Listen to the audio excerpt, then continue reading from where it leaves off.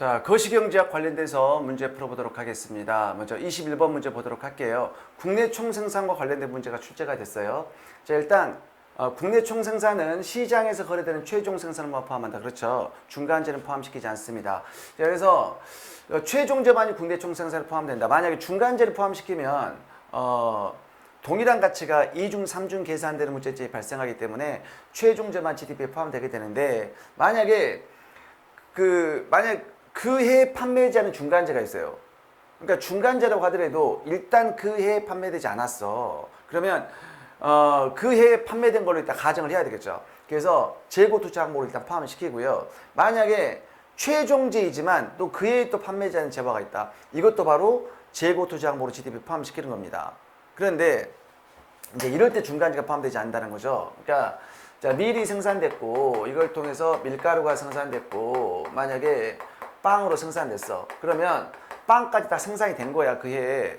그러면 이 밀가루, 밀은 포함되지 않는다는 얘기예요.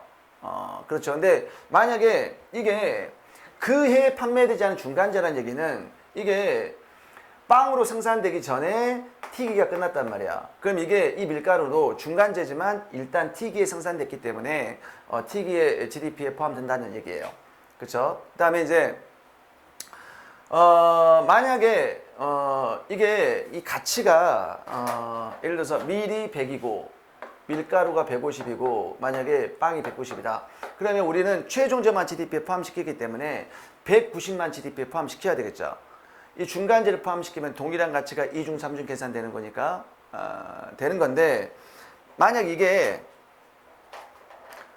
밀가루가 빵으로 생산되기 전에 튀기가 끝났어. 그러면 이 150은 일단 중간재라고 하더라도 재고 투자 항목이 GDP에 포함시키고요.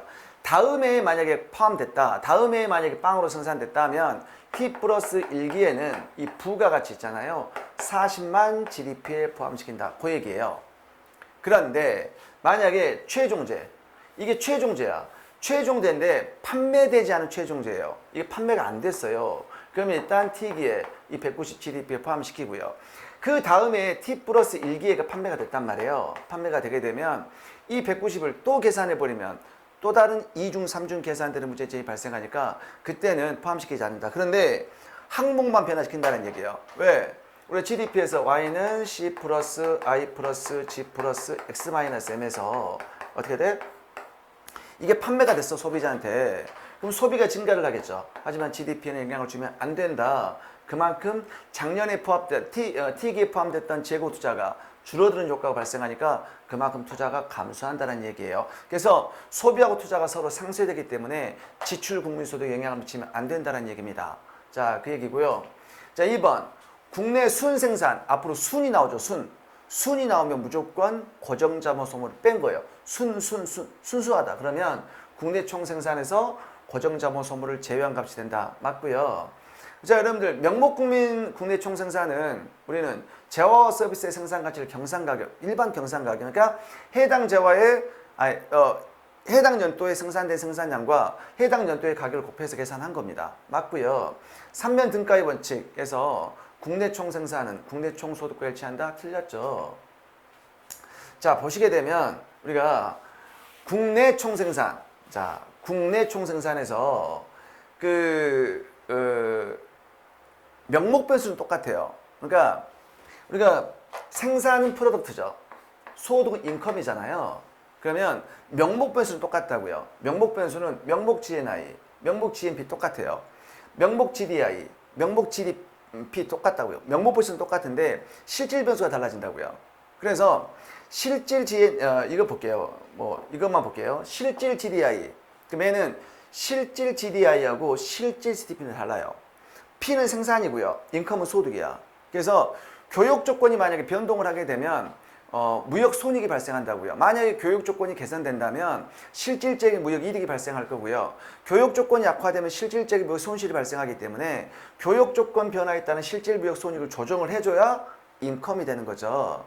그래서 3면 등가의 원칙에 의해서 국내 총생산은 국내 총소득과 일치한다. 이게 틀린 진술이 되겠습니다. 그리고 국내 총생산은 요소 비용 국내 소득에다가 순간접세와 고정자본소득을 더한 것이다. 자, 이건 뭐냐면요. 우리가 보통 분배 GDP 할 때 임금이자 지대 이윤까지 보통 설명을 하죠. 임금이자 지대 이윤. 자, 이게 뭐냐면 여기서 이 지문에서 5번 지문에서 말하는 요소 비용 국내 소득이야. 생산 요소에 대한 비용 아닙니까? 요소 비용 국내 소득. 그러니까 요소 비용이라는 것은 뭐야? 기업들 입장에서는 비용이 되지만 요소 소득, 생산 요소 입장 소득이 되는 거니까 요소 소득 생산 비용 이렇게 표현을 쓴 거예요. 그런데 만약에 국민 소득이 있잖아요. 100이 발생을 했는데 이 100을 모두 분배할 수는 없어요, 사실. 엄밀하게 따지면. 왜냐하면 이게 생산 요소한테 모두 분배가 되지 않아요. 왜냐하면 세금을 내야 될 거 아닙니까? 세금. 자, 세금을 내야 돼. 그래서 세금을 내야 되고 여기서 또 고정자본소가 나가버리면 예를 들어서 100을 생산했는데 10이 고정자본소모가 10이 빠져나갔어. 90으로만 분배할 수 있겠죠. 그래서 고정자본소모 이것만 90만 배분된다는 얘기예요. 그러면 실제 분배 GDP는 90에다가 고정자본소모를 더해줘야 한다는 얘기예요. 이해됐죠? 거기다가 이제 간접세. 여러분들 요소소득한테다가 여러분들 다 분배할 수 없는 게 뭐냐면 소득이 발생하면 세금 떼갈 거라고요. 세금을 떼가버리면 정부가 그것은 노동자하고 자본가한테 분배가 될 수 없겠죠. 세금 빼버리면. 그래서 세금을 빼버리면. 자, 그러면 여기서 세금 빠져. 이게 자 소득이 있고요. 소득이 있고 뭘 뺐어? 처음에 고정자본 소모를 뺐어. 고정자본 소모를 뺐고요. 그 다음에 이제 세금을 떼가버리면 그것도 요소 소득한테 분배될 수 없죠. 그럼 세금을 빼. 세금을 만약에 또 10이라고 합시다. 세금을. 그러니까 세금을 텍스라고 할게요. 세금을 빼. 그런데 정부한테 만약 보조금을 받으면 그 요소 소득한테 분배할 수가 있겠죠. 그래서 이제 보조금 subsidy. 만약 이거 S라고 할게요. 보조금 subsidy 이렇게 된 게 이제 뭐가 돼? 이제 임금, 이자, 지대, 이윤으로 분배가 될 수 있다는 얘기입니다. 그럼 국민소득은 결국은 뭐냐면 자, 임금이자 지대이윤 여기 있죠. 여기에다가 넘기면 고정자본 소모분을 더하고요. 그다음에 더하기 세금을 더하고요. 보조금 빼야 되겠죠. 그 세금에서 보조금 뺀 걸 우리 뭐라고 그래? 이걸 순간접세라고 한다고요. 그래서 결국은 국내 총생산은 요소비용 국내소득, 임금이자 지대이윤에다가 뭘 더한 거다? 순간접세와 고정자본 소모를 더한 거다. 맞는 얘기가 되겠습니다. 그래서 21번 정답은 4번이 되겠습니다. 자, 22번 문제 보도록 하겠습니다. 소비와 투자에 관한 설명을 옳지 않은 것이 나와 있는데 자, 소비는 우리 엄밀하게 따지면 여러분들 그 총수요하고 그 국민소득은 달라요. 그래서 총수요 할 때 총수요는 Y는 자, 폐쇄경제를 가정을 할게요. C 플러스 I 플러스 G고요. 그 다음에 GDP 할 때죠. 지출 국민소득도 Y는 C 플러스 I 플러스 G가 되는데 이 둘은 다르다그랬어요. 달라요. 그러니까 이 수요라는 것은 계획이에요. 계획. 사고자는 계획이란 말이에요. 그래서 이걸 구분시키기 위해서 제가 위첨자를 붙일 거예요. 이렇게 위첨자 불러요. 그래서 용어도 다르게 할 거예요. 얘는 총수요고요. 얘는 소비 수요고요. 얘는 투자 수요고요. 얘는 정부 지출 수요예요. 그럼 얘는 이제 뭐가 될까? 지출 국민 소득이죠. 얘는 실현된 개념이에요. 얘는 소비 지출, 투자 지출, 정부 지출이에요. 그러니까 이 녀석은 사전적으로 계획된 개념, 사전적 개념이고 얘는 사후적으로 실현된 개념이에요. 실제로 생산된 생산량을 지출 측면에 측정한 거니까. 그런데 소비 같은 경우는 이건 계획된 소비고요. 실현된 소비거든요. 그래서 소비 수요라는 것은 사전적으로 계획된 소비예요. 그런데 보통 소비는 가계가 계획하고 가계가 실현시켜 계획된 주체와 실현된 주체가 일치하기 때문에 일치하는 거예요. 정부 지출도 정부가 계획하고 정부가 실현시켜 얘도 서로 일치한다고요. 그래서 결국 투자 수요와 투자 지출만 달라지는데 만약에 둘이 일치하면 생산물 시장 균형이 되겠죠. 그래서 소비 수요는 사전적으로 계획된 소비가 되는 거고요. 그다음에 이제 고전화파는 생산물 시장이 보이지 않는 손이 뭡니까? 이자율이에요. 이자율. 그래서 고전화파는 생산물 시장이 보이지 않는 손이 실질 이자율. 그래서 고전화파는 실질 이자율 하고요. 투자와 투자 수요와 저축. 그래서 투자 수요는 실질 이자율을 감소함수. 저축은 실질 이자율 증가함수. 이렇게 해갖고요. 자, 만약 과도하게 이자율이 높다면 생산물 시장이 초과 공급이니까 이자율이 떨어지고요. 과도하게 이자율이 낮아요. 생산물 시장의 초과, 수요, 이자율이 올라가겠죠. 이런 식으로 그 고전화파는 이자율 변동으로 생산물 시장이 균형이 달성되는 겁니다. 그래서 이자율이 아니라 땡이라고요. 땡. 투자가 국민소득에서 결정된다는 얘기는 사무엘슨 교수님 케인자파죠. 투자 수요. 케인자파는 투자 수요는 I0 더하기 IY 해갖고요. 요게 국민소득의 증가함수. 이 녀석은 이제 뭐냐면 승수를 크게 만들죠. 그래서 이게 경기 변동을 이야기하는 원인으로 작동하게 되고요. 요 유발 투자 수요가 존재하면 이제 승수가 더 커지죠. 이게 이제 뭐야? 결국은 사무엘슨 교수님의 투자의 가속도 원리의 이론적 근거가 되는 겁니다. 그래서 2번이 틀렸고요. 자, 케인즈. 우리 케인즈 같은 경우는 소비를 결정하는 가장 중요한 요인이 뭡니까? 현재의 절대소득이죠. 자, 케인즈의 소비함수는 C는 A 플러스 B, Y인데 이 Y라는 것은 뭐야? 현재의 절대소득. 현재의 절대소득이 현재 소비를 결정하니까 뭐가 돼? 절대소득가설이라는 표현을 쓰게 되는 거죠. 맞고요. 자, 독립투자는 이자율이나 국민소득에 전혀 반응하지 않은 투자, 그걸 독립투자죠. 그래서 외생 쪽으로 결정되고요. 평균 소비 성향? 평균 소비 성향은 소득 한 단위당 소비니까 소비를 소득으로 나누어서 계산하겠죠. 그래서 이것도 맞는 진술이 되겠습니다. 그래서 22번은 2번이 틀린 진술이니까 정답은 2번이 되겠습니다.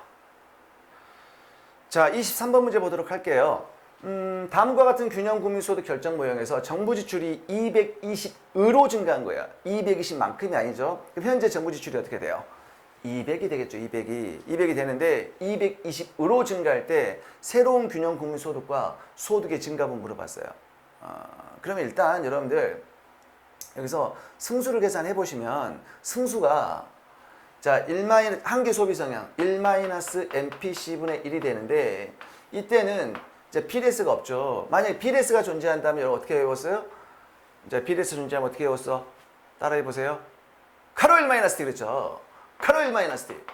개방경제는 플러스 M, 유발투자 마이너스 I였잖아요. 그런데 여기 PDS가 없어요. 세금 정액세로만 이루어져 있고요. 그래서 이게 사라지고 그 다음에 뭐야? 여기 지금 폐쇄경제네. 없네. 예, 수입 성향이. 그 다음에 투자도 독립투자니까 유발투자 없어요. 그러면 1-MPC분의 1이 되겠죠. 그러면 한계 소비 성향이 0.8이니까 1-0.8분의 1은 5가 되겠죠. 5. 그러면 정부 지출을 지금 200에서 220으로 증가시켰죠. 그러면 국민소득의 변화분은 자 승수 5 곱하기 정부 지출의 변화량 20이니까 100만큼 증가를 하겠죠. 그렇다면 여러분들 뭐야? 문제를 찍다. 내가 찍어야 돼 지금 상황이. 그러면 시간이 없어 찍어야 돼. 그러면 니은 100이 돼야 돼요. 그러니까 1번과 3번 둘 중에 찍어야 되겠죠. 자 그럼 일단 한번 계산을 한번 해볼게요. 그러니까 새로운 균형 국민소득은 사실상 계산할 필요가 있다 없다? 없죠. 원래 균형 국민소득에다가 100만 더해주면 되니까 계산할 필요 없어요. 그러면 최초의 균형 국민소득만 계산을 해볼게요. 그 Y는 C 플러스 I 플러스 C 이걸 가서 계산해보면 되는 거예요. 그래서 보시면 정부 지출이 200인 경우 Y는 C 플러스 I 플러스 C 이제 C 대입하는 거야. 120 더하기 0.8 Y 마이너스 T 요거 대입하고요. 투자 100, 정부 지출 200 대입해서 나오면 이게 총 수요 선식이 나오죠. 이 식을 통해서 균형 국민소득은 1300이 나오죠. 그럼 새로운 균형 국민소득은 결국은 풀어볼 필요 없어. 1400이 되겠죠. 그럼 1400으로 100만큼 증가한다는 얘기 아닙니까? 그럼 이걸 제가 다른 방면으로 한번 생각해 볼까요? 자, 우리가 제 강의를 수강하겠다는 학생들은 이거 어떤 걸 알고 있어요? 균형 국민소득식 방정식을 다 알고 있단 말이야. 거기다 대입해서 한번 풀어볼까요? 근데 케인즈의 균형 국민소득식을 활용할 수 있다 없다? 있어요. 왜냐면 여기가 투자는 이자율 감소함수 그러니까 안 나와 있잖아요. 투자는 이자율 감소함수가 등장하게 되면 이건 고전화파 모형이 되니까 케인즈 모형 적용할 수 있단 말이에요. 그럼 여러분들이 한번 보도록 할게요. 여기가 자 균형 국민소득식에 한번 대입해 볼게요. A는 자 먼저 승수가 등장을 하죠. 1-B, B는 한계 소비 성향입니다. 자, B레스 가로 1-T 더하기 M 마이너스 i분의 1 하고요. 1 하고 여기 얘가 이제 어떻게 돼요? a 마이너스 bt0 플러스 i0 플러스 g0까지가 뭐야? 배수의 경제고, 자, 개방 경제 문제 뭐야? x0 빼기 m0가 추가되죠. 추가되죠. 그럼 이제 바로 볼게요. 균형 공유소도 바로 볼게요. 자, 여기 세율 없고요. 폐쇄 경제 m 없고요. 유발투자 없으니까 1 마이너스 0.8분의 1 얘가 되고요. 자, 이 a는 뭐냐면 바로 요거 독립수업이에요. 그러면 120 하고요. 빼기 bt0 0.8 곱하기 정x에 200을 곱하는 몇? bt0까지 했죠. 플러스 i0 200 더하기 g0 200 이렇게. 그리고 x0 빼기 m제로 없잖아요. 요거 풀면 되는 거예요. 요거 풀면 분명히 한번 계산해 보세요. 그러면 1300이 나올 겁니다. 그래서 23번 문제의 정답은 1번이 되겠습니다. 자, 24번 문제 보도록 하겠습니다. 24번은 본원통화와 관련된 문제가 출제됐어요. 그래서 자, 먼저 본원통화를 보도록 할게요. 이 본원통화 같은 경우는 중앙은행 창구를 통해서 1차적으로 흘러나온 시중에 흘러나온 지폐 주화를 본원통화라고 하죠. 그래서 본원통화의 구성은 어떻게 됩니까? 잠깐 보도록 할게요. 자, 중앙은행이 돈을 찍어서 시중에 풀었어요. 근데 그걸 여러분들 지갑 속에 들어가는 게 현금통화. 그 다음에 시중은행이 갖고 있는 지갑 속에 있는 현금은 뭐가 돼? 지급준비금이 되겠죠.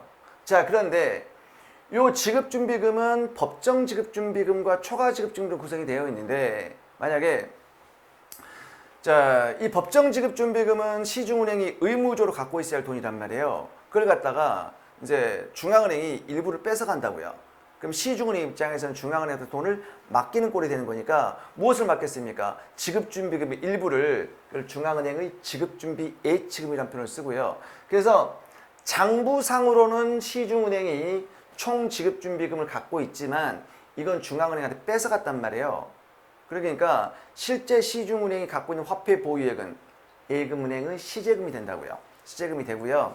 그 다음에 이 중앙은행의 지급준비 예치금은 중앙은행이 실제로 돈을 찍어낸 게 아니라 장부상으로 적어놨을 거란 말이에요. 뭐 국민은행 얼마 맡겼어, 신한은행 얼마 맡겼어, 하나은행 얼마 맡겼어 적어놓겠죠, 이렇게. 그래서 실제로 돈을 찍어내는 것은 장부상으로는 본원통화를 찍어냈지만 여기까지만 돈을 찍어낸다고요. 화폐 발행액만큼. 왜? 돈 찍을 때 돈 들어가요. 그래서 결국은 1번 보게 되면 본원통화는 현금통화하고 예금은행의 시제금으로 구성이 된다. 맞고요. 2번 볼게요.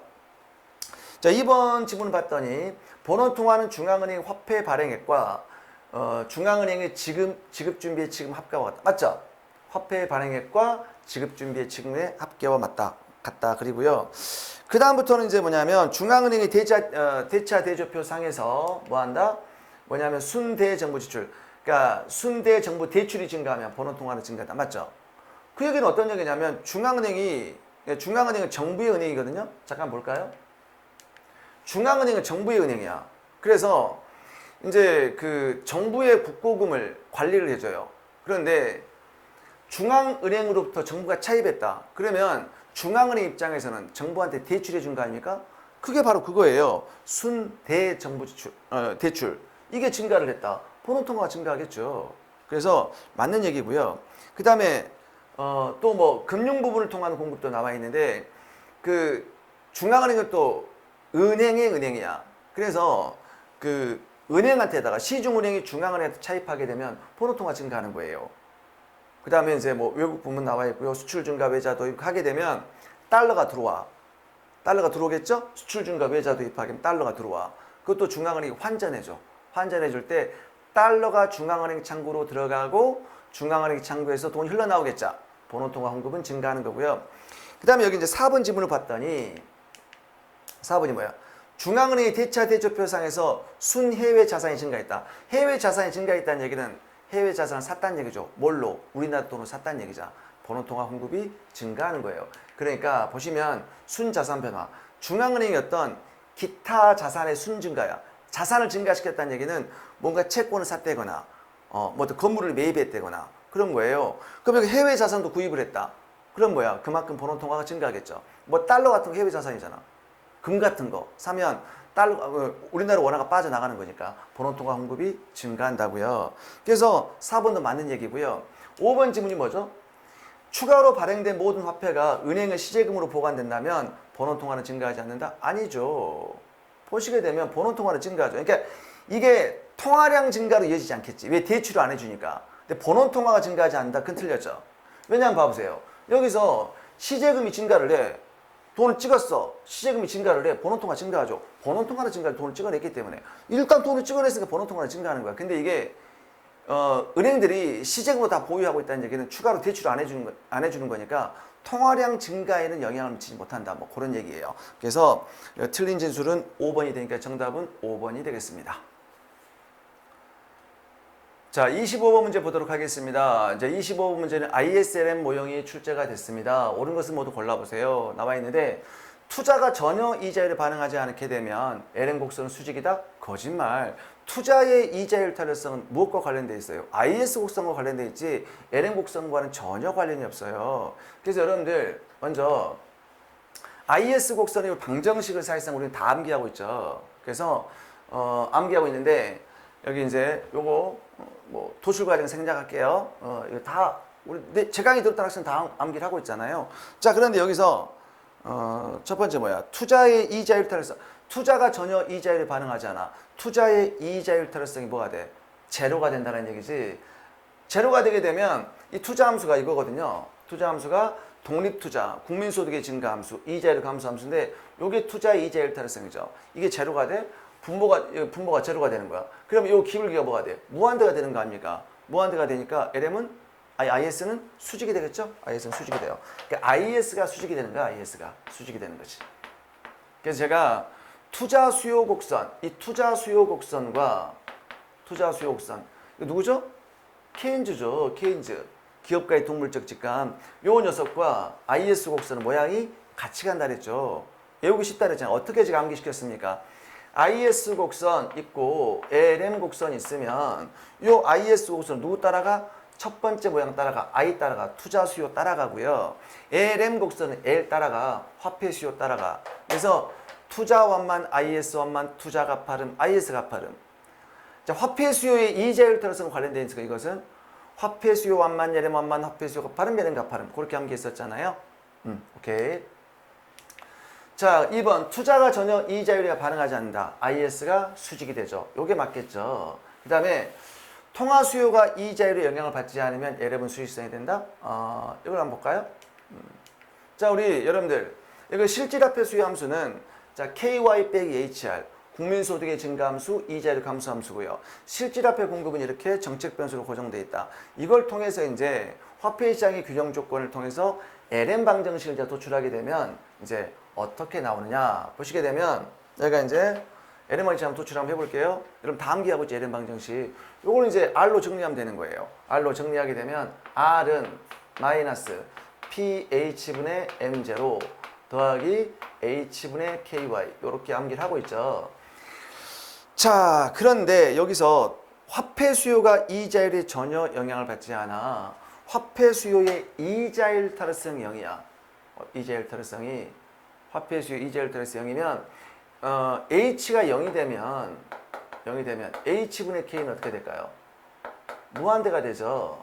무한대가 되니까 기울기가 무한대가 되는 거죠. 그럼 LM은 뭐가 돼? 수직이 되겠죠. 그래서 이게 누구죠? 화폐 수요의 이자율 탄력성이 0이다. 화폐 수요 함수에 이자율이 없어. 여기 없어, 여기 없어. 여기 없어요. 누구죠? 고전화파죠. 고전화파는 LM이 수직이 되는 거잖아요. 그래서 IS 오른쪽 가더라도 완전 구축 효과를 발생시키는 거죠. 그래서 LM은 수직이 된다. 맞고요. 그 다음에 리을. 화폐 수요가 소득에 영향을 받는다? 소득에 영향을 받는다면 LM은 수직이 된다? 아니죠. LM이 수직이 되려면 아까 뭐야? H가 0이 되거나 K가 화폐 수요의 소득 탄력성이 무한대가 돼야 LM은 수직이 되는 거예요. 이해됐죠? 그래서 그 리을은 틀린 진술이 되겠습니다. 그래서 니은과 디귿이 맞기 때문에 정답은 3번이 되겠습니다. 자, 26번 문제 보도록 하겠습니다. 자, 26번 문제는 IS 곡선과 관련된 문제가 출제가 됐어요. 자, 먼저 보도록 할게요. 자, 봐보세요. 여기 보니까 Y에다가 2첨자, I에다가 2첨자 나와 있죠? 총 수요란 얘기입니다. 그래서 C는 알파 플러스 베타 가로 열고 Y 마이너스 T가 나와 있죠? 그래서 처분 가능 소득이 증가함수가 되는 거고요. 자, 알파는 독립 소비니까 플러스, 그다음에 베타는 한계 소비 성향 플러스가 되고요. 단 1보다는 작겠죠. 그다음 투자 수요가 자, 이자율의 감소함수네 마이너스 델타. 그래서 투자 수요의 이자율 탈성이 델타가 될 거고요. 그다음에 정부 지출 상수로 고정되어 있고 정책 변수 정액세고요. 이제 균형 조건은 이렇게 나와 있죠. 이렇게 나와 있어요. 그래서 일단 알파는 이제 독립 수업이니까 우리 수업 시간에 배웠던 거 C는 우리가 어떻게 돼요? A 플러스 B Y 마이너스 T 했으니까 알파가 이제 뭐가 돼? 알파가 A가 되고요. 여기서 베타는 뭐가 돼요? 베타는 B가 되겠죠. B가 되고 그 다음에 이제 이 델타가 이제 뭐 투자의 이자율 탈환성이 되니까 우리는 모형에서 어떻게 배웠죠? 우리 교재 모형에서는 I0 마이너스 CR 배웠죠. 그러니까 요 C가 결국 여기서는 델타가 된다. 뭐 이렇게 생각하시면 되겠네. 그럼 여러분들 이거 그냥 바로 한번 해볼까요? 여러분 IS 방정식 암기하고 있죠? 볼게요. R은 한 다음에 R은 자 절편값이 어떻게 됩니까? 분자가 A 마이너스 BT0 플러스 I0 플러스 G0까지가 배수의 경제, 개방 경제 X0 빼기 M0 있고요. R은 C로 나눠지고요. 그 다음에 이제 IS는 우하향하니까 마이너스 붙고요. 그 다음에 뭐야? 승수의 역수라죠. 승수의 역수. 자, 승수니까 1 마이너스 B. 자, B레스 뭐야? 가로 1 마이너스 T. 개방 경제 플러스 M. 유발 투자 마이너스 I. R은 C로 나눠지고요. 변수 Y가 되겠죠. 그러면 요걸 갖고요. 이제 이 식을 갖고 적용을 한번 해볼까요? 그러면 R은 해갖고 R은 A가 뭐죠? 알파로 바뀌겠죠. B는 베타로 바뀌겠죠. 그 다음에 이제 T0 나와 있고요. 그 다음에 I0, G0. 그리고 폐쇄 경제니까 요소수 없어요. 그리고 C 대신에 뭐야? 델타 이렇게 나오겠네. 그 다음 마이너스. 자, 1 마이너스 이제 B 대신에 베타 세율 없어요. 유발 투자 수입 성향 없어요. 유발 투자 없죠. 그래서 1 마이너스 베타겠네. 그 다음에 이제 C 대신에 델타 이 Y가 되겠네요. 이게 이제 IS 방정식이 되는 거죠. 그래서 열심히 이제 한번 해보면 열심히 도출해가고 균형식 도출해가고 계산했더니 결국 요 식이 나온다는 얘기예요. 요 식이 나오죠. 그래서 R은 해갖고 요 식이 나온다는 얘기예요. 자, 그럼 먼저 볼게요. 모형에서 도출된 IS 고수 우하향하죠. 기울기가 우하향이니까. 그러니까 투자가 이자율이 감소하면 우하향하는 거예요. 우하향하고요. I0가 증가하면 자 이게 IS 곡선의 절편값이죠. 그럼 I0가 증가하게 되면 어떻게 될까? R의 절편값이 요렇게 R의 절편이 요렇게 증가하니까 IS 곡선은 오른쪽 하겠죠. 맞고요. 그 다음에 G0가 증가해도 요 G0가 증가해도 IS 곡선은 오른쪽 하겠죠. 근데 베타가 증가한다. 여러분들 요 베타가 증가하면 이 전체의 절대값은 작아지겠죠. 그럼 IS는 점점 완만해지겠죠. 이게 델타분의 1 마이너스 베타가 요 IS 곡선의 기울기 절대값이란 말이에요. 완만해지겠죠. 베타가 커지면. 즉 뭐냐면 이 베타는 한계 소비 성향이죠. 베타가 커지면 한계 소비성이 커져. 그럼 베타가 커지면 승수가 커져요. 그러면 IS는 곡선은 승수의 역수니까 기울기는 그러니까 IS 곡선은 완만해진다는 얘기예요. 절대값은 작아집니다. 이제 4번이 틀렸고요. 델타가 증가한다? 요 델타가 증가를 하면 이 델타 분모가 커지니까 절대값은 작아지겠죠. 기울기 절대값은 그래서 완만해지겠죠. 이 델타는 그러니까 투자의 이자율 탈환성이죠. 요게 커지면 투자 수요 곡선 완만, IS 완만. 그래서 그 얘기를 이해하는 거예요. 정답은 4번이 되겠습니다. 자, 27번 문제 보도록 하겠습니다. ISL 모형과 관련돼서 어떤 재정정책과 금융정책에 관련된 문제가 출제가 됐어요. 자, 투자의 이자율 탄력성이 무한대가 됩니다. 자, 투자의 이자율 탄력성이 그러니까 이게 무한대가 되면 투자 수요 곡선이 어떻게 되죠? 투자 수요 곡선, 투자 수요 이자율 탄력성이 무한대가 된다. 그러면 자 여기가 우리 분모가 이게 승수의 역수단 말이에요. 그러면 기울기가 요건데 얘가 무한대가 되면 기울기가 0이 되니까 IS는 어떻게 될까? 지금 수평이 돼 버리겠죠. 수평. 투자 수요의 이자율 따라서 무한되면 분모가 0이면 기울기는 0이 되는 거 아닙니까? 그래서 LM은 수평이 되는 거예요. 수평이. 자, 그러면 IS가 수평이 된다는 얘기예요. 수평이 되고요. 그다음에 이제 나머지는 LM 곡선은 우상향한다. 일반적인 경우 다 우상향한다는 얘기예요. 그러면 이제 LM 곡선이 우상향하는데 이때 긴축 통화 정책을 실시했어요. 그러면 LM 곡선이 좌측 이동하겠죠. 좌측 이동하게 되면 이제 국민소득이 감소하겠죠. 이자율은 변동이 없겠죠. 이자율 불변, 국민소득 감소가 되니까 정답은 기업과 디귿이 정답이 되겠습니다. 자, 28번 문제 보도록 하겠습니다. 약간 독특한 문제가 나왔는데요. 폐쇄경제 ISLM 모형에서 화폐시장의 균형식이 나와 있고요. 근데 조세삭감에 미치는 영향을 옳은 것이 나와 있는데 봤더니 보니까 우리 감정평가서에서만 계속 이렇게 좀 몇 번 출제가 됐거든요. 무슨 얘기냐면 우리가 보통 수입 있죠. 승수를 구할 때 수입은 M0 더하기 MY 보통 이렇게 이렇게 사용을 하잖아요. 수입 함수를. 그런데 이 감정평가서에 두 번 어떻게 출제가 됐냐면 이 수입이 승수를 구할 때 이 수입이 처분 가능 소득이 증가 함수를 해갖고 출제가 된 적이 있어요. 이러면 이제 약간 모형이 복잡해지거든요. 여기도 마찬가지예요. 실질화폐 수요가 그냥 소득의 증가 함수가 아니라 처분 가능성의 증가 함수 이렇게 문제를 바꾼 거예요. 자, 이랬을 때 조세를 삭감하게 되면 어떻게 되는가? 여러분 조세를 삭감하게 되면 일단 처분 가능 소득이 증가하니까 소비가 증가를 하겠죠. 일단 IS는 우측 가겠죠. 그런데 봐보세요. 화폐 수요도 증가하는 거야. 그러면 화폐 수요가 조세 삭감하면 처분 가능 소득이 증가를 해서 화폐 수요가 증가를 해. 화폐 수요가 증가를 하면 자 시장 이자율에서 화폐 수요가 이렇게 있고요. 화폐 공급이 이렇게 있는데 갑자기 화폐 수요가 증가를 하게 되면 이자율이 올라가겠죠. 그럼 LM도 상방 이동한다는 얘기예요. 상방 이동한다는 얘기예요. 그래서 보실게요. 이제 실질화폐 수요 함수가 이제 KY 빼기 HR이 아니라 K하고 처분 가능 소득 빼기 HR이에요. 그럼 실질화폐 공급과 실질화폐 수요를 이제 일치시켜서 이제 이 LM 방정식을 도출해버리면 원래는 LM 방정식이 어떻게 되죠? LM 방정식이 R은 하고요. 마이너스 PH분의 M0 더하기 H분의 KY거든요. 되는데 여기에 R의 절편값이 이제 뭐가 되냐면 요게 이제 추가되는 거예요. 추가. 요 녀석이 추가되는 거예요. 그러면 자 지금 일단 LM 방정식 같은 경우는 LM 곡선 같은 경우는 일단 절편이 물론 마이너스는 의미가 없어요. 이렇게 마이너스 이렇게 돼 있잖아요. RY 이렇게 돼 있는데 이때 만약에 조세를 삭감했다. 그럼 이 조세를 삭감하게 되면 요 마이너스 절편값 절대값이 작아지겠죠.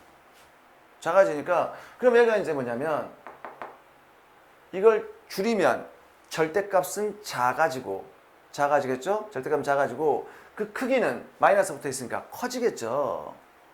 그래서 어떻게 될까? 얘가 LM이 이렇게 좌측 가버린다.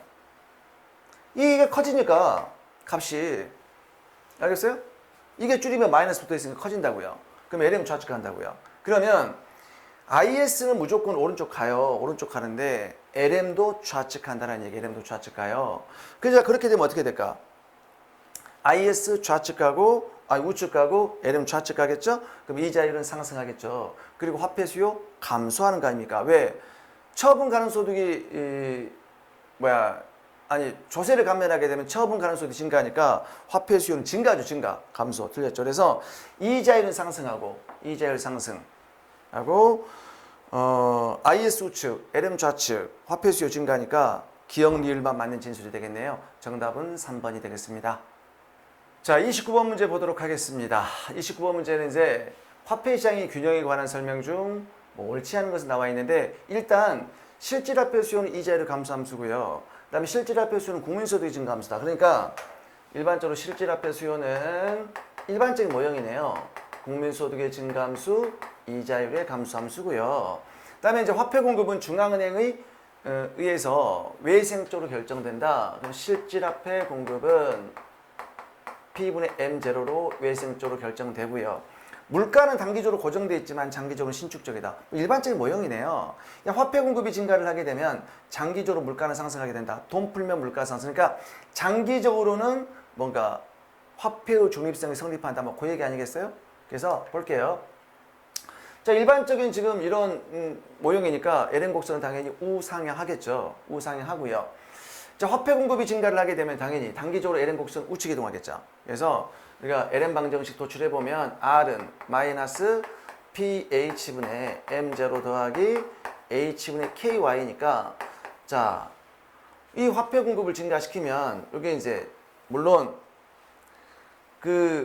요 마이너스 영역은 의미가 없어요. 없는데 일단 이해를 하기 위해서 한번 여기다 그려볼게요. 여기가 LN 곡선은 마이너스 PH분의 M0가 자 R의 절편이 되는 거고요. 기울기는 H분의 K 우상향 직선 나온단 말이에요. 그럼 이때 화폐 공급을 증가시켜요. 화폐 공급을 증가시키면 마이너스가 붙어있기 때문에 어떻게 돼요? 이것은 값은 작아지겠죠. 그러니까 LM은 이렇게 하방 이렇게 이동한다는 얘기예요. 하방 이렇게. 그래서 우측 이동한다. 하방이 우리 우측이죠. 우상향하니까 하방이 우측 맞고요. 국민소득이 일정할 때 명목화폐 공급이 이자율에 미치는 영향이 단기보다 장기에 작다? 이건 어떤 얘기냐면요. 일단 잠깐 보류해 두고요. 자, 일단 그다음에 실질화폐 공급이 증가하면 LM 우측 이동한다. 그렇죠. 화폐 공급을 증가시키면 LM 오른쪽 간다는 얘기고요. 장기적으로 실질화폐 공급이 변하지 않으면 LM은 수직선이다. 아니란 말이야. 실질화폐 공급이 변하지 않으면 뭐야? LM 곡선이 가만히 있다는 얘기죠. 불변이다는 얘기지 수직이다는 얘기는 아니죠. LM은 계속 우상향해요. 수직이다. 이게 틀렸네. 그래서 이거 옳지 않은 걸 물어봤기 때문에 5번이 틀린 진술이 되고 정답이 될 거고요. 자, 이건 지금 이 3번은 어떤 얘기냐면요. 봐볼게요. 3번은 이거예요. 자, 지금 장기적으로는 화폐의 중립성이 성립한다 그랬죠. 일단 여기서 이렇게 한번 써놓고 볼게요. 마이너스 PH분의 M0 더하기 H분의 KY. 일단 수식으로 설명드리고 그래프로 한번 설명 좀 드려볼게요. 여기서 자, 첫 번째 명목화폐 공급이 이자율에 미치는 영향은 단기보다 장기에 더 작다. 이게 무슨 얘기냐면요. 먼저 화폐 공급을 이렇게 증가를 시켰어요. 증가시키면 LM 오른쪽 가죠. 근데 장기적으로 어떻게 될까? 장기적으로 물가도 상승한다고요. 비례적으로. 물가가 상승하니까 LM은 다시 좌측 가는 거예요.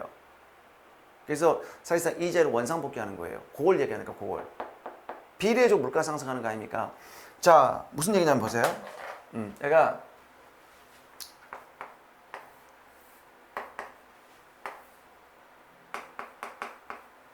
이렇게 있어요. 총수요 총공급이 나와 있고요. 자, 이자율하고 IS, LM 이렇게 있는데 이때 먼저 화폐 공급을 증가시켜요. 증가시키면 LM이 오른쪽 가죠. LM 오른쪽 가면 어떻게 될까? 이제 총수요 곡선이 이렇게 오른쪽 간다고요. 총수요가 이렇게 오른쪽, 이만큼 오른쪽 가요. 이렇게. 고음곡선 그리지 않을게요. 단기 고음곡선까지 그리면 그림이 복잡해지니까. 자, 여기서 총수요의 증가인 만큼 총수요 곡선이 오른쪽 가요. 오른쪽 가는데 이건 어디까지나 단기란 말이에요. 자, 장기로 가게 되면 장기에서는 장기 총 공급이 수직이란 말이에요. 장기 총 공급 수직이니까 물가가 상승을 해요. 물가가 상승하게 되면 총수요량이 총수요 곡선상에서 좌측하죠. 물가 상승 LM 원상복귀죠. 그럼 이자율이 아무런 영향을 주지 않는 거예요. 그래서 여러분들 주의할 점이 첫 번째 LM이 오른쪽 갔을 때는 왜 오른쪽 갔을까? 화폐 공급이 증가해서 두 번째 LM이 좌측 가는 것은 뭐 때문에? 물가가 상승해서 그 차이점이 있어요. 그래서 LM은 원상복귀 되기 때문에 단기보다 장기에 미친 영향이 더 작다. 맞는 진술이 되겠습니다. 그래서 이 29번의 문제의 정답은 5번이 되겠습니다.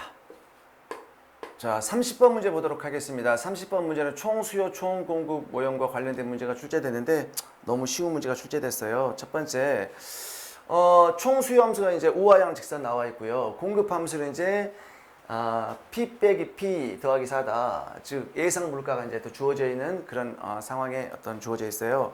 자, 이때 먼저 예상 물가가 문제 2인 케이스 한번 볼까요? 문제가 이제 예상 물가가 2에서 4로 증가할 때, 그러면 첫 번째, 자, 예상 물가가 2일 때 볼까요? 2일 때 2면 근데 총 공급 함수는 어떻게 돼요? 예상 물가가 2면 2 더하기 P로 바뀌죠. 그러니까 2 더하기 P로 바뀌겠죠. 예상 물가 2를 대입하면 마이너스가 되니까. 오케이. 자, 그래서 이 녀석하고 이제 총 수요 함수가 마이너스 P 더하기 8이니까 두 개 연립하게 되면 2 더하기 P는 마이너스 P 더하기 8 하게 되면, 그러니까 2P는, 그러니까 넘기면 2P는 6이 되겠죠. 그러니까 물가는 어떻게 됩니까? 3이 되겠죠, 물가는. 자, 물가가 3이 되면, 그때 이제 이걸 뭐, 총 공급 함수, 수요 함수에 대입하게 되면, 이제 소득은 5가 되겠죠. 그러니까 최초의 이제 물가는 3, 소득은 5가 될 거고요.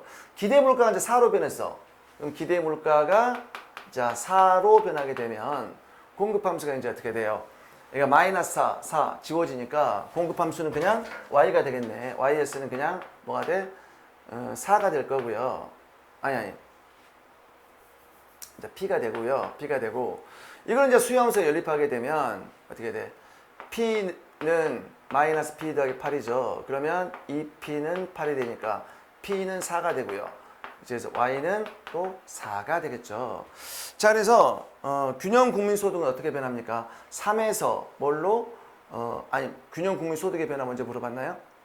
그러면서 5에서 4로 1만큼 감소를 하고요. 균형 물가의 변화는 3에서 4로 1만큼 증가를 하겠죠. 그래서 정답은 4번이 되겠습니다. 자, 31번 문제 보도록 하겠습니다. 자, 31번 문제는 총수요 곡선 및 총공급 곡선과 관련된 문제가 출제됐어요. 그래서 일단 기억, 총수요 곡선은 물가, 재화, 용역의 수요량 간의 물가와 재화와 서비스 수요량 간의 관계를 나타낸 곡선을 말한다. 맞는 얘기고요. 통화 수요 또는 투자가 이자율의 영향을 받지 않으면 총수요 곡선 수평이다. 거짓말. 만약에 화폐 수요가 이자율의 영향을 받지 않아. 화폐 수요의 이자율 타율성 0이라고 가정을 한번 해볼게요. 그러면 이때 우리가 실질 화폐 수요 함수는 어떻게 되죠? 자, 보통 KY 빼기 HR인데 그냥 KY로 되겠죠? 그럼 이 녀석이 이제 뭐야? 실질 화폐 공급 P분의 M0하고 일치한다면, 일치한다면 여기서 Y는 어떻게 될까? Y는 양변을 K로 나누게 되면 PK분의 M0가 돼요. PK분의 M0. 그러면 이때 LN 곡선은 어떻게 되냐면 Y가 PK분의 M0 이 수준에서 Y는 딱 고정되는 거예요. R, Y. 그쵸? 이게 이제 LN 곡선이 된단 말이에요. LN 곡선이. 이렇게. 됐죠? 그럼 이제 여기서 이제 IS 곡선 이렇게 있어요. 그럼 이제 우리가 IS 곡선과 LN 곡선을 통해서 총수요 곡선 도출하죠. 그 물가가 하락했어요. 물가가 하락하게 되면 이 절편이 커져. LM 오른쪽 갑니다. 물가 하락하면 총수요 증가하죠. 총수요 곡선 우하향합니다. 알겠죠? 총수요 곡선 우하향해요. 물가 하락, LM 우측, 총수요 증가, 총수요 곡선 우하향한다고요. 근데 투자가 이제 이자율에 전혀 영향을 받지 않아요. 자, 투자가 이자율에 영향을 받지 않아. 그러면 투자 수요의 이자율 타율성이 0이니까 투자 수요 곡선 수직이 되겠죠. 그러면 투자 수요 곡선이 수직이니까 IS도 수직이 돼요. 그래서 이제 LM이 이렇게 있단 말이야. 그럼 이제 이때 총 수요가 이렇게 있을 때, 자, 물가 하락, LM 오른쪽 갔어요. 오른쪽 가더라도 총 수요 변해 안 변해? 변하지 않으니까 AD는 수직이 되겠죠. 그래서 이거 틀렸고요. 단기적으로 가격이 고정돼 있다. 그럼 총 공급곡선은 수평이죠. 물가 고정돼 있으면 공급곡선 AS 수평이 되는 거고요. 정부 지출 변화는 총 수요 곡선 상 아니라고요. 총 수요 곡선 상에서는 물가가 변동을 해야 총 수요 곡선 상의 변화죠. 정부 지출의 변화는 총 수요 곡선 자체의 변화를 가져옵니다. 틀린 진술이 되겠습니다. 31번은 니은과 니을만 맞기 때문에 정답은 4번이 되겠습니다. 자, 32번 문제 보도록 할게요. 즉 파시의 지수, 물가 지수를 구하는 문제가 나와 있는데, 자, 우리 파시의 물가 지수는 이제 우리 기준 연도가 만약에 있잖아요. 기준 연도가 물가가 P0, Q0 있고요.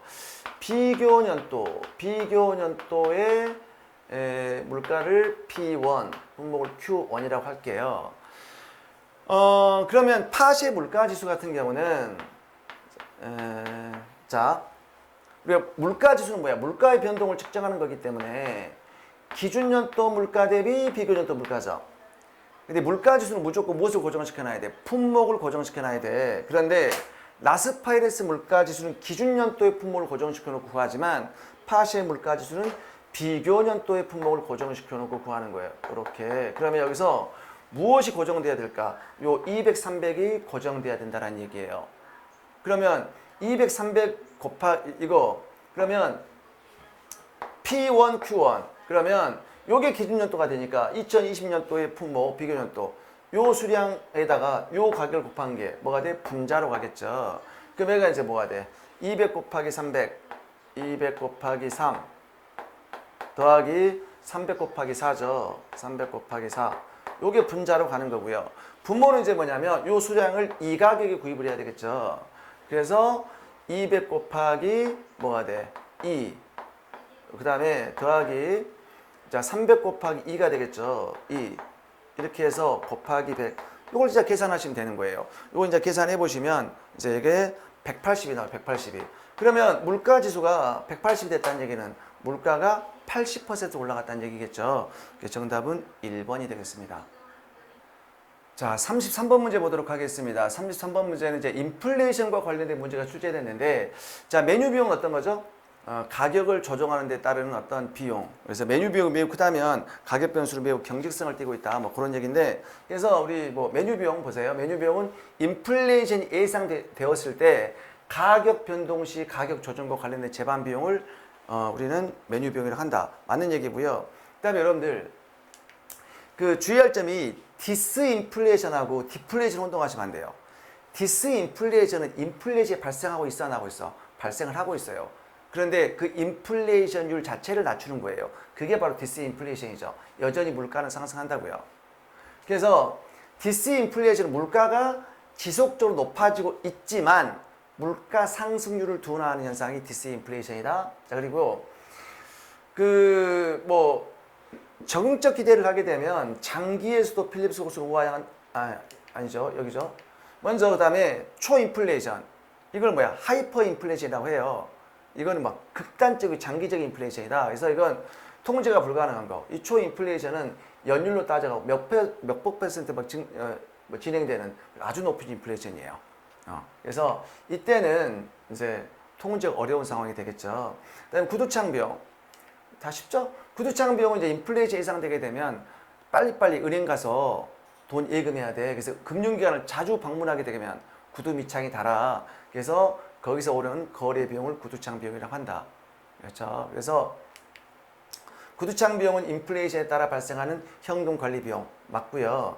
자, 디플레이션. 디플레이션은 물가가 하락하는 현상. 그러니까 디스인플레이션은 물가 상승률이 떨어진 현상이고요. 디플레이션은 물가 하락하는 현상입니다. 그래서 인플레이션 진행된다? 땡이죠. 그래서 인플레이션 진행되는 상황에서 경제가 침체한다. 이건 스태그플레이션 상황을 얘기하는 거죠. 그래서 5번이 틀린 진술이 되겠습니다. 자, 34번 문제 보도록 하겠습니다. 34번은 이제 필립스 곡선과 관련된 문제가 출제가 됐어요. 그래서 첫 번째, 필립스는 임금 상승률과 실업률 간의 금의 상관관계를 발견했다. 맞죠? 그래서 여러분들 최초의 필립스 곡선을 보게 되면 이게 필립스의 필립스 곡선이거든요. 그 명목임금 상승률과 실업률 간의 안정적인 금의 상관관계였어요. 그런데 이제 립스라는 경제학자가 명목임금 상승률을 인플레이션으로 바꿨죠. 바꿔서 안정적인 음의 상관관계. 그래서 현대 경제학에서는 립스의 필립스 곡선을 필립스 곡선이라고 지칭을 하게 되는 거죠. 그래서 그 1번은 맞는 얘기고요. 그다음에 우리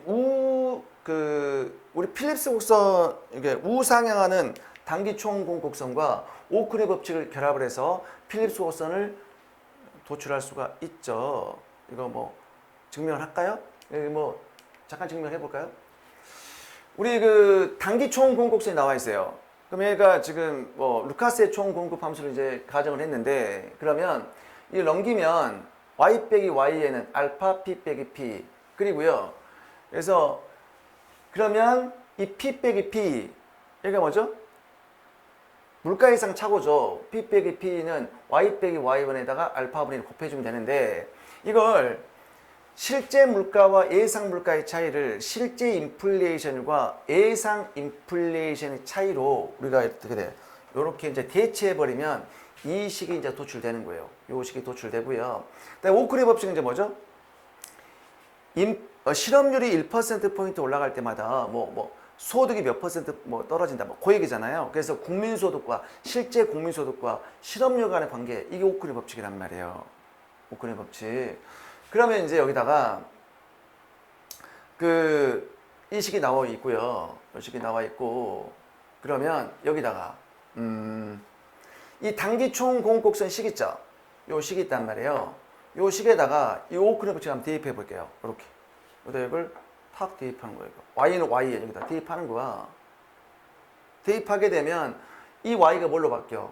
u로 바뀔 거 아닙니까? u로. 그러니까 그걸 쭉 연결해 보면 결국은 파이하고 u의 관계가 도출되는 거예요. 그래서 이게 파이하고 u의 관계가 도출되는 거예요.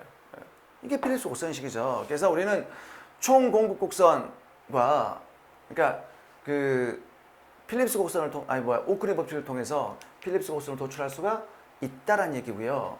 그 다음에 이제 적응적 기대를 가정하게 되면 장기에서 필립스 곡선은 우하향한다? 아니죠.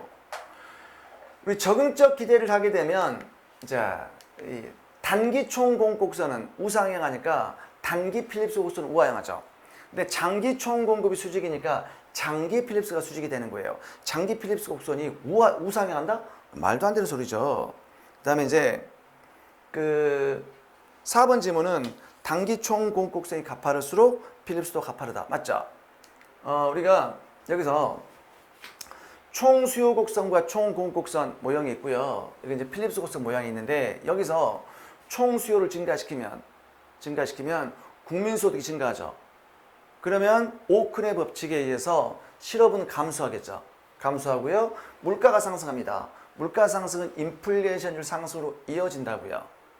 이어지는데, 여기서 만약에 AS가 매우 완만하게 되면 국민소득은 대폭 증가하고요. 그 다음에 그럼 실업은 대폭 감소하고요. 물가는 찔끔 올라갈 거예요.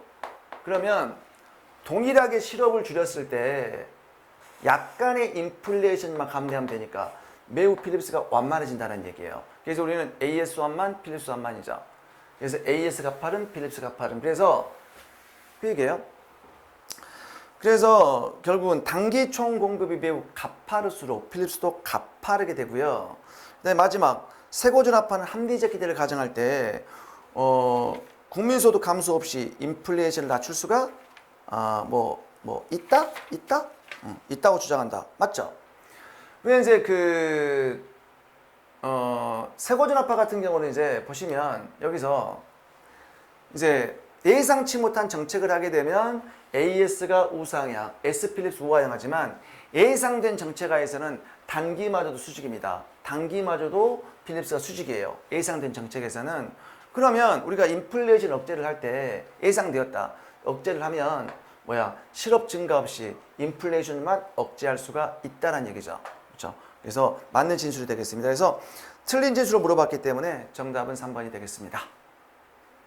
자, 35번 문제 보도록 하겠습니다. 35번 문제가 지금 필립스 곡선식하고 경제 성장률하고 또 오큰의 법칙하고 섞여서 문제가 출제됐는데 약간 좀 까다롭게 좀 출제가 됐어요. 헷갈리게 좀 출제가 됐는데 보도록 할게요. 이게 기호들이 다 너무 많아갖고요. 자, 일단 R은 실질이자율이고요. 그 다음에 파이는 물가상승률, 그리고 파이는 기대 물가상승률, 일단 파이 T는 타겟팅 목표 물가상승률이에요. 얘는 실업률, 자연 실업률, U-1은 전기 실업률이고요. Y는 국민소득, YP는 잠재 국민소득 그렇게 나와 있고요. 근데 이제 주어진 정보를 잠깐 볼게요. 현재 목표 물가 상승률이 2%. 그러니까 목표 물가 상승률 파이 T죠. 자, 파이 t가 2%고요. 자연 실업률이 3%예요. 그럼 자연 실업률이 3%인데 국내 총생산은 잠재 국내 총생산과 뭐 일치한다고 나와 있잖아요. 그러니까 Y는 일단 YP하고 같아. 일치한다고 나와 있고요. 물가 상승률도 목표 물가 상승률 타겟팅. 그러니까 실제 물가 상승률이 타겟팅하고 지금 현재 일치한다는 얘기, 일치. 그리고 실업률도 자연 실업률과도 일치해. 그럼 실제 실업도 지금 자연 실업과 일치하더라. 뭐 그 얘기예요. 다음 설명 중 옳지 않은 것은 나와 있죠. 자, 지금 필립스 곡선식이 이렇게 나와 있고요. 그 다음에 이자율을 이렇게 준칙, 이자율 준칙이 나와 있고요. 그러니까 테일러 준칙과 비슷한 거고요. 그 다음에 경제 성장률과 실업률의 관계가 이렇게 나와 있어요. 나와 있고, 그 다음에 여기서 요 G는 뭐야? G는 경제 성장률. G가 경제 성장률 돼요. 그럼 이제 먼저 현재의 그 이자율은 4%다. 현재 이자율. 자, 현재의 이자율 한번 볼까요? 현재 이자율은 지금 이자율 준칙에다가 이제 어떻게 돼요? 현재 인플레이션율은 타겟팅 2%가 똑같죠. 그럼 이제 이자율 볼게요. 그럼 현재의 자, 지금 보세요. 헷갈리게 돼 있어. R은 이자율 준칙. 그럼 현재의 인플레이션 2%죠. 더하고요. 여기 2 나와 있죠. 하고요. 더하기 0.5 하고요. 현재의 인플레이션율과 타겟팅이 일치하니까 얘는 0이 되겠네. 0이 되죠. 0이 되고 그 다음에 뭐야? Y는 YP하고 똑같아요. 그러면 G도 0이 되겠죠. G도 0이 되니까 R은 현재 이자율은 4%가 된다. 1번 맞는 얘기가 되고요. 자, 2번 볼까요? 자, 2번은 현재의 기대 물가 상승률 2%다. 볼게요. 자, 이거 기대 물가 상승률은 이제 어디서 필립스 곡선식을 이용해야 되겠네. 그러면 현재의 실업률이 자연 실업률과 일치하니까 얘가 0이 되고요. 그럼 파이는 파이하고 일치하겠죠. 파이는 파이하고 일치하는데 현재 파이가 얼마가 돼? 현재 파이가 2%니까 현재의 기대 물가 상승 2%다. 맞는 얘기겠죠. 자, 그다음에 3번. 3번 보시면 3번은 이제 기대 물가 상승률이 5%로 상승하고 실업률이 5%로 상승하고 기대 물가 상승률이 변하지 않았다면 물가 상승률은 1%일 것이다. 그럼 얘는 이제 물가 상승률을 물어봤기 때문에 이 필립스 곡선식을 이용하는 거예요. 그래서 볼게요. 물가 상승률 파이는 자, 그다음에 거기 지금 예상 아까 현재의 기대 물가 상승률이 2%라 했잖아요. 현재의 기대 물가 상승률이 2%니까 2 쓰고요. 이 기대 물가 상승률 그냥 빼기 하고요. 0.5 한 다음에 현재의 실업률이 5%로 올라가 버렸잖아요, 지금. 그러니까 과거에는 자연 실업률과 일치했지만 지금 올라간 거예요. 5로 올라갔어요. 올라가고 자연 실업률은 그대로 뭘로 남아 있을까? 3으로 남아 있겠죠. 요거. 그렇게 되니까 요걸 풀면 어떻게 될까? 1이 되겠죠. 1. 그래서 물가 상승률 1이 된다. 맞고요. 그 다음에 또 이자율 또 물어봤네. 이자율 물어보면 이자율 준칙에다 대입을 해야 되겠죠. 이자율. 근데 기대 물가 상승률이 3%로 상승하게 되면 이자율은 5.5%다. 자, 그러면 요 4번 한번 보도록 할게요. 얘는 자, 이자율 여기다 볼게요. R은 자, 지금 파이가 주어져 있죠. 파이는 지금 기대 물가 상승률이 3%로 상승을 했으니까 얘가 지금 먼저 실제 인플레이션을 계산을 해야 될 거 아닙니까? 봐보세요. 여기 기대 물가 상승률이 1% 이건 그대로 고정됐다 가정을 해야 되죠. 그럼 기대 물가 상승률이 1% 올라가면 실제도 1% 올라가는 거예요. 필립스 곡선식에서 그러면 현재 원래 기대 물가 상승 2%인데 요게 3%로 올라갔단 말이에요. 그럼 실제도 3%가 된다는 얘기, 3% 올라간다는 얘기예요. 그러면 이자율 준칙에서 자 보세요. 4번 여기다 쓸게요.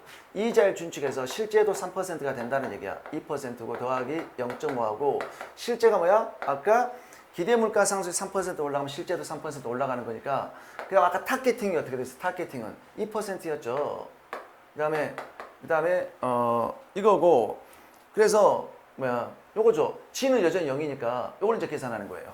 요걸 계산해 보시면 5.5가 나올 거예요. 맞죠? 자, 5번 볼게요. 5번.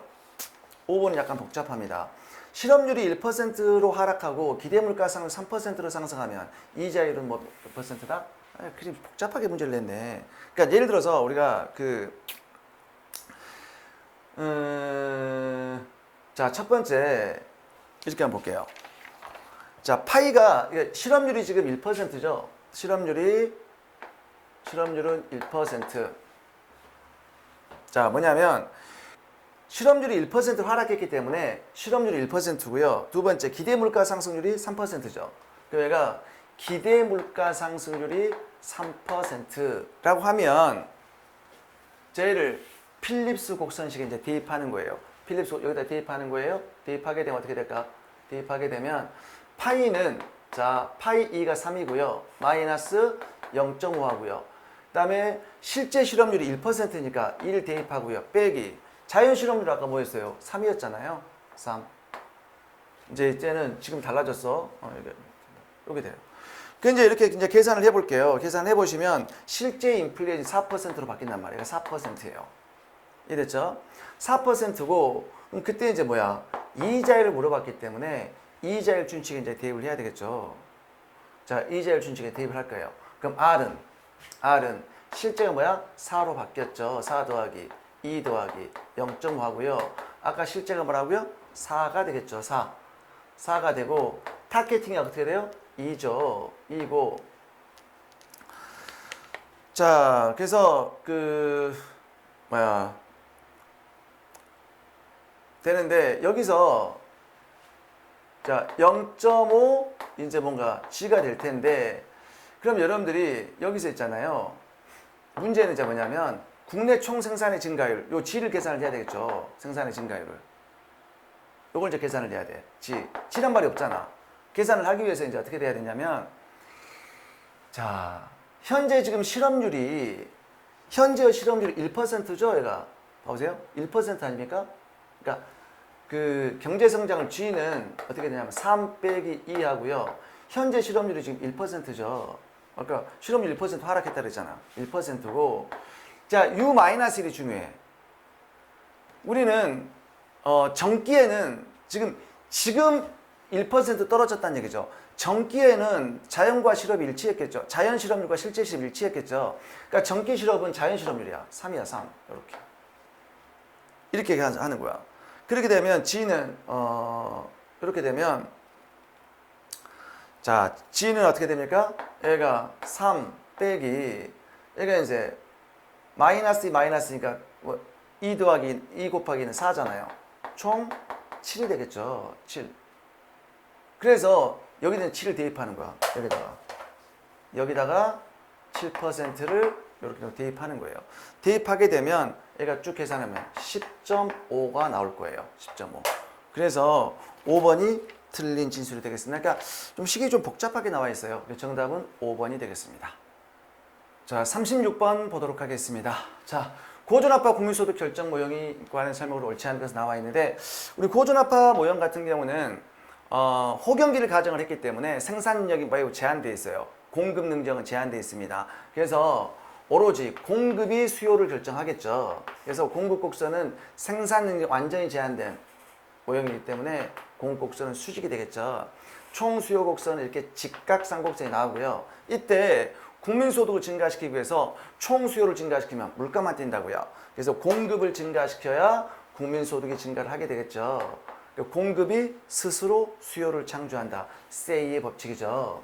그러니까 수요 측면은 국민소득 결정에 감치지 못하고요. 맞고요. 그 다음에 고전압파는 물가, 임금 완전 신축적이죠. 완전 신축적이기 때문에 그 노동시장은 항상 균형을 달성한다. 노동시장에 불균형이 발생하게 되면 신축적인 명목 임금에 의해서 시장의 불균형은 해소되기 때문에 비자발적 실업은 존재하지 않는다. 그렇죠? 그 다음에 또 뭐야? 노동시장의 수요는 실질임금 함수다. 노동 공급도 실질임금 함수다. 노동 수요는 실질임금의 감소 함수가 되는 거고요. 노동 공급은 실질임금의 증가 함수가 되죠. 그러니까 노동자마저도 물가를 제대로 포착을 해서 실질 임금 갖고 의사결정을 하는 합리적인 주체가 됩니다. 됐죠? 자, 그리고요. 또 노동의 한계 생산성이 노동시장의 수요를 결정하는 중요한 요인이다. 맞죠? 여러분들 우리가 노동 수요선을 잠깐 볼까요? 자, 이윤국대와 노동량 조건을 잠깐 보도록 할 텐데, 자, VMPL은 W죠. 이게 이윤국대와 노동량 조건이죠. 그러면 이 얘기는 명목임금을 지급할 때는 한계 생산물 가치만큼 지급해라. 이게 바로 이윤국대와 노동량 조건이거든요. 그러면 이거 명목임금으로 만약에 노동 수요를 도출하잖아요. 그러면 노동 수요 곡선은 바로 VMPL 곡선이 노동 수요 곡선이 돼요. 근데 이 말은 이제 얘가 P 곱하기 NPL이죠. 한계 생산 가치가. 그 양변을 이제 P로 나눠버리면 얘는 NPL은 P분의 W가 되거든요. 그럼 이 얘기는 어떤 얘기예요? 실질 임금을 지급할 때는 한계 생산물만큼 지급하라는 얘기거든요. 그러면 여기에 독립변수를 명목 임금으로 두지 않고 실질 임금으로 두게 되잖아요. 두게 되면 노동 수요 곡선은 NPL 곡선이 노동 수요 곡선이 되는 거예요. 그래서 노동의 한계 생산성이 결국은 노동시장의 수요를 결정하는 중요한 요인이 됩니다. 그 다음에 마지막 통화 공급이 증가해서 물가가 상승하면 노동의 한계 생산성이 증가한다? 거짓말. 물가가 상승하면 어떻게 될까요? 한계 생산물 가치가 올라가는 것이지 한계 생산성이 올라가진 않습니다. 그래서 5번이 틀린 진술이 되겠습니다. 자, 37번 문제 보도록 하겠습니다. 자, 솔로의 경제성장 모형이 출제가 됐죠. 자, 균제 상태에서 1인당 소득과 1인당 소비를 물어봤는데, 자, 여기 지금 K의 0.5, L의 0.5죠. 그렇기 때문에 우리 1인당 생산함수 바로 도출할 수가 있죠. 자, 1인당 생산함수는 자, 라지 K의 지수가 스몰 K의 지수가 된다. 스몰 K의 0.5승 이렇게 되겠죠. 그리고 우리가 균제 상태의 조건 어떻게 됩니까? SFK 나누기 K는 자 N 플러스 델타죠. 자, 뭐냐면 이 번개식이잖아요. 여기서 보시게 되면 자, 먼저 자본 증가율은 SFK 나누기 델타고요. 인구 증가율 N이죠. 이걸 넘기면 균제 상태의 조건을 이렇게 쓸 수가 있다는 얘기예요. 그렇죠? 자, 그리고 저축률을 이제 여기 보니까 자, 인구 증가와 기술 진보는 없어요. 그럼 여기가 이제 뭐가 돼? 그냥 델타식이 되겠죠. 이렇게 되겠죠. 자, 그러면 저축률이 얼마입니까? 40%. 그럼 0.4 하고요. 자, 1인당 생산함수 K의 0.5. 자, 나누기 K. N은 자, 델타만 존재하니까 0.2가 되겠네. 그럼 0.4 나누기 K의 0.5승은 0.2이기 때문에 이때 K의 0.5승은 2죠. 그러면 이제 우리가 K스타는 뭐가 돼? K스타는 4가 되고요. 그럼 1인당 소득은 이제 K 0.5승이 1인당 소득이니까 1인당 소득은 2가 되겠죠. 그래서 1인당 소득은 2가 됩니다. 자, 2가 되는데 이제 제가 여러분들한테 빨리 푸는 방법을 좀 알려드렸어요. 단, 자, 노동과 자본의 지수가 0.5로 동일할 때만 적용할 수 있어요. 어떻게 하는 게 있었죠?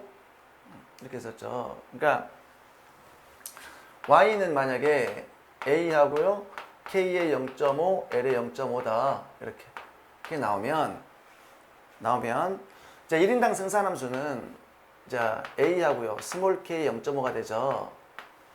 그럼 이때 균제 상태의 자본 있죠. K스타는 뭐다? 어떻게 해보세요? N 플러스 델타분의 SA의 전체 제곱이죠. 만약에 기술 진보가 존재한다면 여기다 G 집어넣으면 돼요.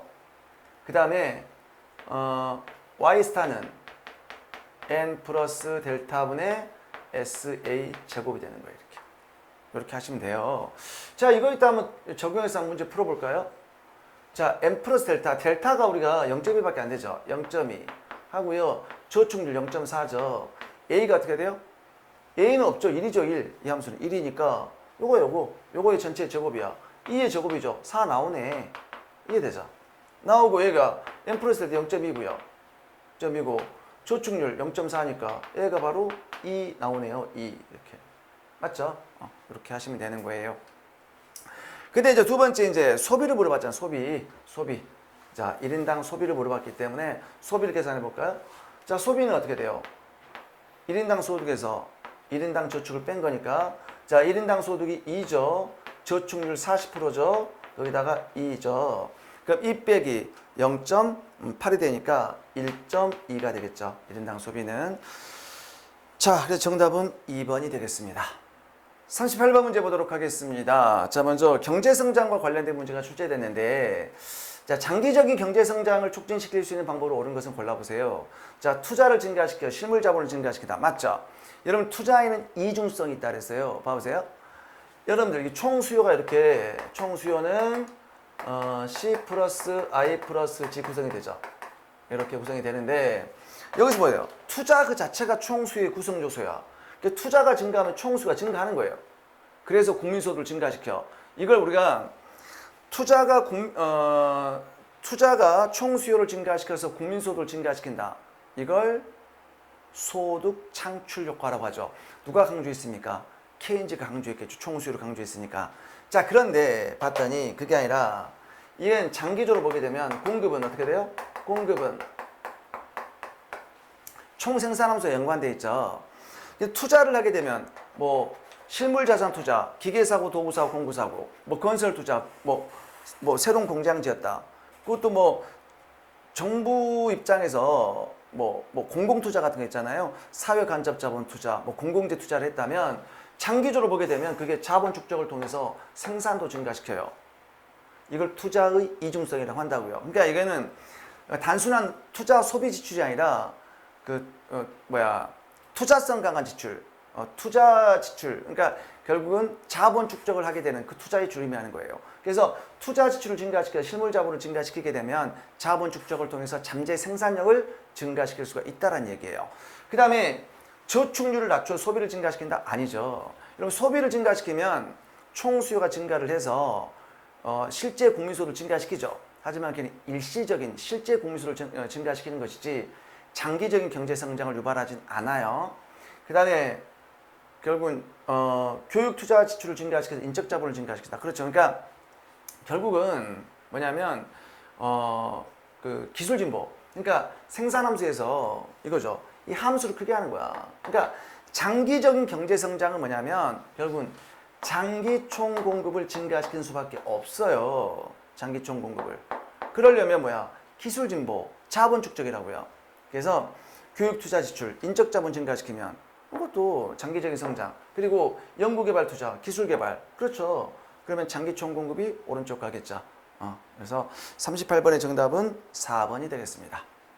자, 국제경제 파트 보도록 하겠습니다. 39번 문제 보도록 할게요. 뭐 너무 쉬운 문제가 나왔어요. 보호무역을 옹호하는 주장이 근거가 아닌 것은 나와 있는데 보호무역 하게 되면 보호무역의 근거는 뭡니까? 자국의 산업을 보호하는 목적으로 이제 보호무역제를 실시하는 거 아니겠어요? 그런데 자유무역 하게 되면 분업이 강력하게 진행되면 국가 안전에 대한 우려가 발생할 수 있죠. 이것도 그렇기 때문에 근거가 될 수 있고요. 관세를 부과하면 경제적 순손실이 발생하게 된다? 이건 이 보호무역의 주장이 아니죠. 얘는 관세를 부과해서 경제적 순손실이 발생한다는 얘기는 보호무역의 단점이죠, 단점. 옹호하는 주장이 아니죠, 단점이니까. 그 다음에 환경오염 도피처가 된 거래 상대국으로부터 유해한 물질이 수입될 가능성이 있죠. 폐기물 같은 거 막 수입하고 막 그러잖아요. 바다에다 막 하고 그러잖아. 그 다음에 정부가 신생산업을 선진국으로 또 보호하기 위해서 육성해야 돼. 그렇죠. 우리가 보통 아직 미발달된 산업을 유치산업이라고 하죠. 그리고 수입 대체 산업 같은 거 있잖아요. 그런 것들은 보호무역화에서 발달해요. 자유무역 해버리면 경쟁력이 없기 때문에 쇠퇴하게 됩니다. 그런 목적으로 보호무역을 하게 될 것이고, 자유무역은 국내 미숙련 근로자들의 임금에 또 부정적인 영향을 줄 수도 있겠죠. 그러니까 저임금 근로자들이 더 저임금 근로자들이 외국인 노동자들이 우리나라에 유입되면서 그렇게 될 수 있다는 얘기예요. 그래서 39번은 2번이 정답이 되겠습니다. 자, 40번 문제 보도록 하겠습니다. 이 40번 문제 같은 경우는 이제 먼델 플래밍 모형이 출제가 됐어요. 자, 소규모 개방 경제니까 BP 곡선은 이제 수평이 되겠죠. 자, 그런데 재정 긴축이야. 재정 긴축이 미치는 영향으로 옳은 것은 보도록 할게요.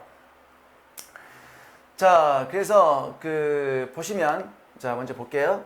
여기서 최초에 이 IS 곡선과 LM 곡선 이렇게 해서 BP 곡선이 만나는 점에서 최초로 균형이 달성됐었는데 재정을 긴축시켰다, 정부 지출을 줄였다는 얘기는 IS를 좌측으로 이동시키겠죠. 이렇게 1번 이렇게 이동한단 말이에야. 그래서 IS 좌측 이동을 해요. 그럼 당연히 이 자리 떨어지겠죠. 이렇게 좌측 이동하니까 여기로 가는 게 아니지. 좌측 이동하면 이 LM과 만나는 점에서 이 자율이 떨어지겠죠. 떨어져요. 이 자율이 떨어져요. 떨어지는데 자, 현재 지금 보니까 이 문제 자체가 지금 보니까 고정 환율 제도를 채택을 하고 있어요. 고정 환율 제도를 채택을 하고 있어요. 고정 환율 제도. 그럼 이제 이 자율이 떨어지면 자본 유출이 발생을 한다고요. 그러니까 자본 유출이 발생을 하니까 자본 수지 적자가 돼. 그러니까 PP 곡선 아래쪽이니까 국제 수지 적자가 되겠죠. 국제 수지 적자가 되니까 환율이 자꾸 올라가려고 할 거라고요. 근데 환율이 올라가면 안 되죠. 환율 상승 압박이죠. 상승 압박이니까 중앙은행이 시장에 달러를 풀어줘야 되죠. 외환을 매각해야 돼. 그러면 매각 대금만큼 본원통화 감소하죠. 통화량 감소하겠죠. LM 곡선이 추가로 좌측 이동해 버리죠. 자, 그래서 자, 요거에 이제 볼게요. 그러면 IS 곡선 좌측 이동하죠. 틀렸고요. 국민소득 감소하죠. LM도 추가로 좌측 이동하니까 LM 우측 이동한다. 좌측 이동하죠. 그리고 통화 공급 감소해서 LM 좌측 가는 거 아닙니까? 정답은 4번 되겠네. 원화 가치는 떨어지지 않습니다. 그럼 고정 환율 제도니까 이건 무조건 고정 환율 제도니까 환율은 고정되어 있는 거예요. 원화 가치는 하락하지 않습니다. 통화 공급 감소가 정답이 되겠습니다.